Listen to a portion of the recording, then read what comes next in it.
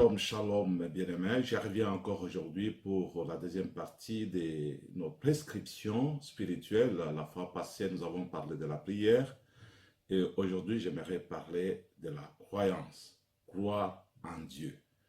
Mes bien-aimés, nous savons que lorsque nous prions, nous avons besoin aussi de croire que notre Dieu a exaucé nos prières.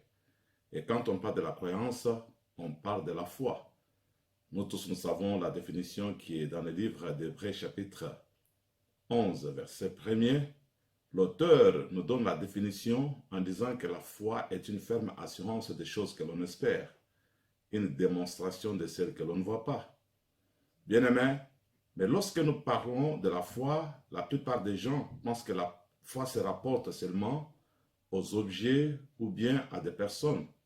J'aimerais vous dire ici qu'il y a plusieurs facettes de la foi.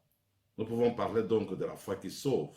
Le salut, nous l'obtenons, c'est par la foi, c'est par la grâce au moyen de la foi, comme la Bible nous le dit dans le livre d'Éphésiens chapitre 2, verset 8. Donc, ce n'est pas par les œuvres pour que nous puissions nous glorifier que nous avons été sauvés. Bien aimé, mais j'aimerais vous dire que nous devons continuer à croire que notre Dieu est avec nous. Et lorsque nous avons déjà prié, nous devons espérer que notre Dieu va faire de grandes choses dans notre vie. La Bible nous dit encore dans le livre de Marc, chapitre 11, verset 24, la Bible nous dit que lorsque nous prions, nous devons croire que nous avons reçu ce que nous avons demandé à notre Dieu et nous verrons cela s'accomplir. Bien-aimés, n'ayons pas la foi de Thomas. Thomas disait que si je ne vois pas les marques de clous dans ses mains et là où on l'avait percé avec une lance, je ne croirais pas. Et soudain, Jésus est apparu, il a dit que Thomas, viens maintenant mettre ta main dans les marques des clous. Et Thomas ne pouvait pas le faire, il a dit que mon Seigneur est mon Dieu. Et Jésus lui a dit, Thomas, tu as cru parce que tu as vu, heureux ceux qui croient sans avoir vu. Bien-aimés, nous devons être de ceux qui croient sans avoir vu. C'est possible que notre Dieu réalise de grandes choses dans notre vie. Nous devons croire. La Bible nous dit que la foi vient de ce qu'on entend. Et ce qu'on entend vient de la parole de Dieu. Qu'est-ce que vous avez entendu depuis que vous êtes devenu chrétien?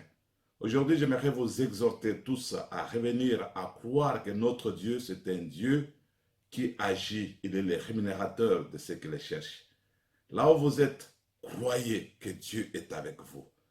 Ayez une foi inébranlable.